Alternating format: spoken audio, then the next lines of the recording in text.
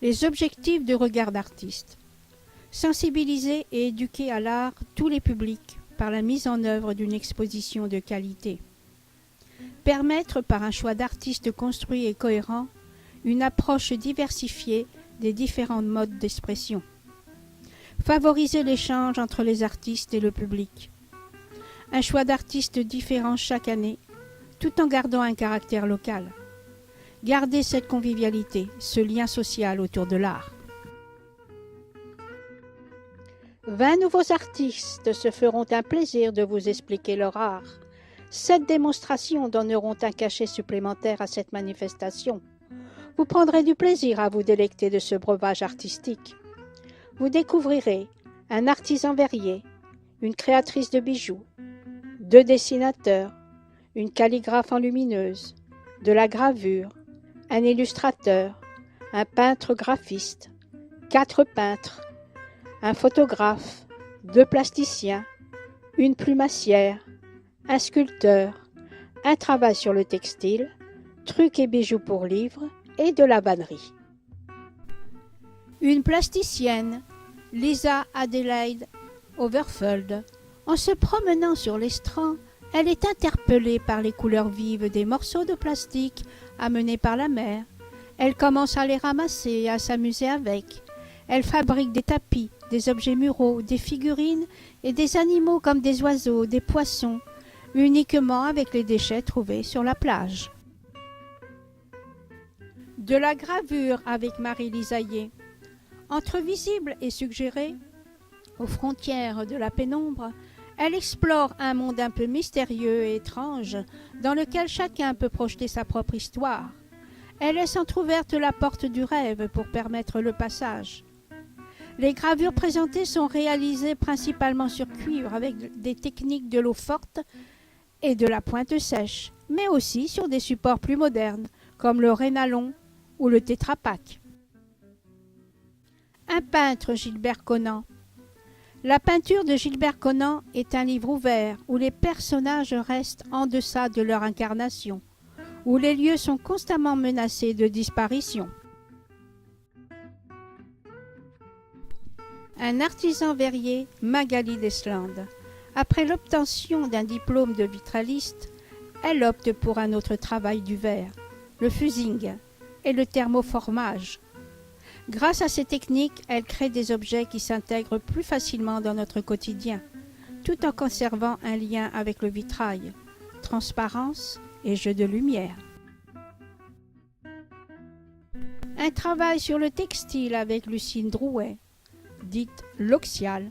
C'est un artisan designer textile. Elle tisse, teint et ennoblit du tissu.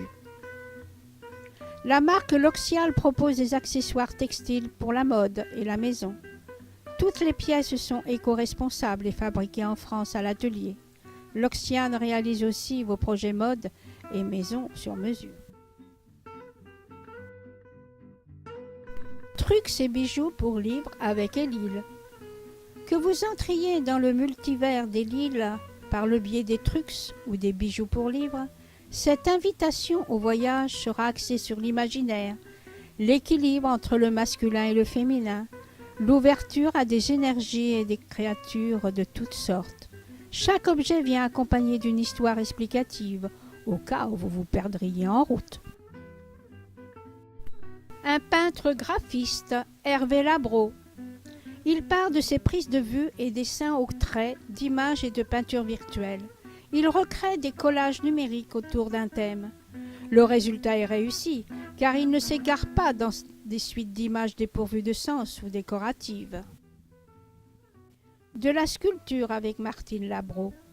En exploratrice infatigable de la sculpture contemporaine et en constante recherche stylistique, elle nous propose ainsi une belle variété d'œuvres qui ont tout en commun, au-delà de la simple représentation formelle, d'exprimer avec talent et audace l'essence des choses.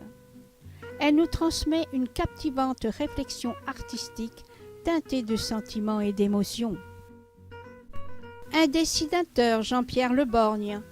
D'origine bretonne, il aime tout ce qui touche le domaine maritime, et en particulier les vieux bateaux traditionnels. Il utilise les feutres, l'encre, l'acrylique et surtout la gouache. Il s'exprime beaucoup sur des carnets de dessin.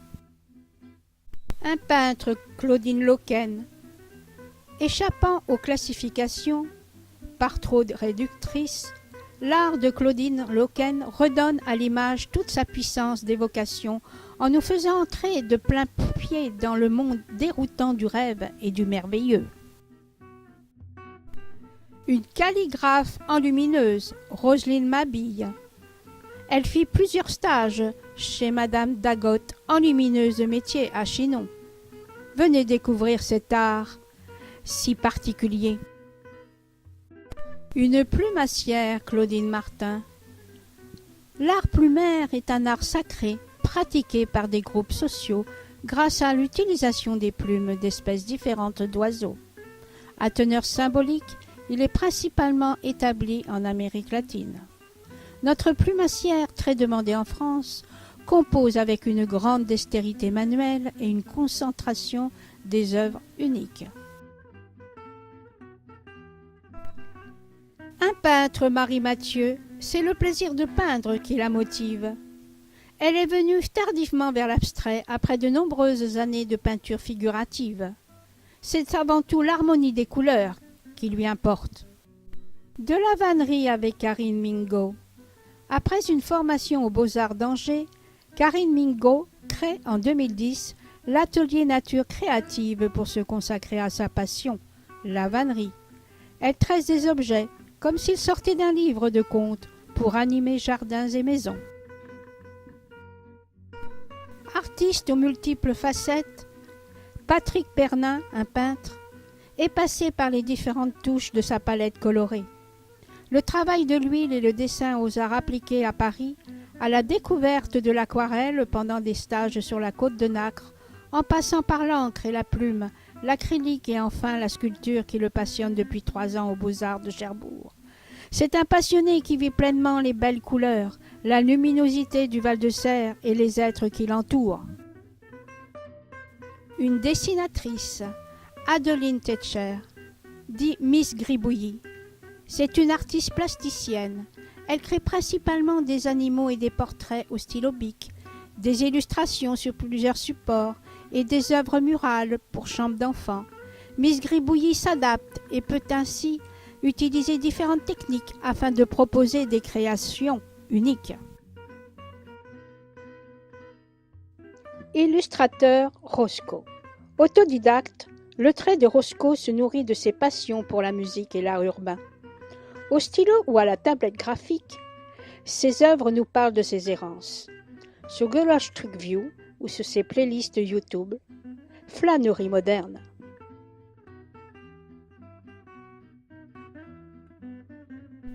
Un photographe, Franck Vallée. Pendant des années, il se consacre en priorité à la photographie de spectacle, de design ou à la scénographie. À force de réaliser pour les autres et nourri de ses expériences, Franck Vallée décide finalement de réunir ses compétences et de devenir le maître d'œuvre de ses propres projets. Plusieurs chantiers sont en cours, des petites histoires décalées avec décors et personnages, une série de reconstitutions de tableaux vivants en hommage aux peintres, des recherches graphiques sur le corps.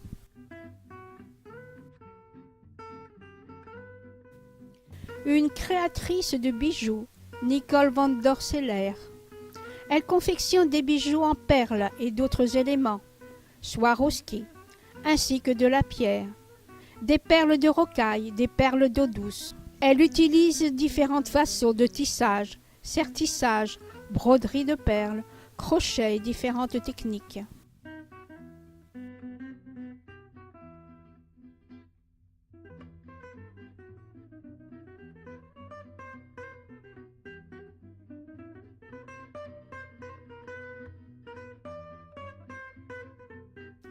Vous ne passerez pas au salon, vous y resterez.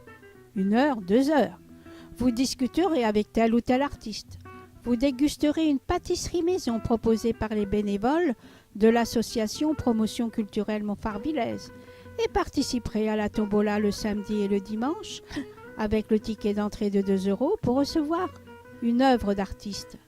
Vous pourrez dès à présent découvrir quelques artistes en consultant le site découvrir-monfarville.fr. Donc nous vous attendons nombreux le samedi 20 et le dimanche 21 janvier de 14 h à 19 h. La tombola le samedi et le dimanche à 17 h 30. Pour toute autre information, vous pouvez téléphoner au 02 33 43 20 68. Merci.